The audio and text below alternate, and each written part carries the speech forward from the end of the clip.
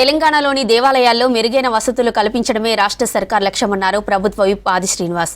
రాష్ట్రంలోని అన్ని ఆలయాలను అభివృద్ధి చేయడం జరుగుతోందని తెలిపారు.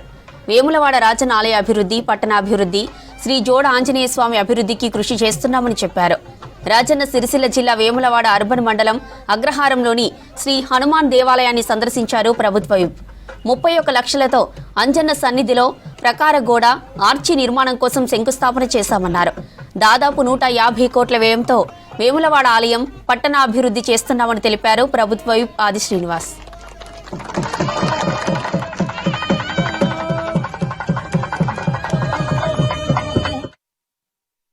వేములవాడ శ్రీ రాజు సన్నిధిలోకి వచ్చేటువంటి భక్తులు అనేక మంది కూడా స్వామివారిని దర్శించుకోవడం, శ్రీ జోడాంజనేయ స్వామి సన్నిధిలో ప్రతినిత్యం కూడా వేలాది మంది భక్తులు వచ్చి స్వామివారిని దర్శించుకోవడం ఆనవాయితీగా వస్తున్న క్రమంలో చిన్న జయంతి, పెద్ద జయంతి సందర్భంగా కూడా పెద్ద ఎత్తున భక్తులు ఇక్కడ రావడం, ఈ ప్రాంతంలో ఉన్నటువంటి వాళ్ళు కార్తీక మాసం సందర్భంగా కూడా అన్నదాన కార్యక్రమం ఈ ప్రాంతంలో వచ్చి స్వామివారి సన్నిధిలో చేయడం, ఇతరత్ర సువిశాలమైనటువంటి స్థలం ఉంది కాబట్టి అంచెలంచెలుగా అగ్రహారం జోడాంజనేయ స్వామి ఆలయాన్ని కూడా అభివృద్ధి పథంలో తీసుకొని పోవాలని, ఓ పక్కన వేములవాడ శ్రీ రాజరాజస్వామి ఆలయాన్ని కూడా అభివృద్ధి పథంలో తీసుకుపోయే క్రమంలో అక్కడ రాజన్న ఆలయ అభివృద్ధి, వేరే పట్టణాభివృద్ధితో పాటు ఇక్కడ ఆంజనేయ స్వామి ఆలయ అభివృద్ధిని కూడా కొనసాగింపులో భాగంగా ఈ కార్యక్రమాన్ని ఈరోజు 30 లక్షల రూపాయలతో ఫౌండేషన్ వేసుకోవడం జరిగింది.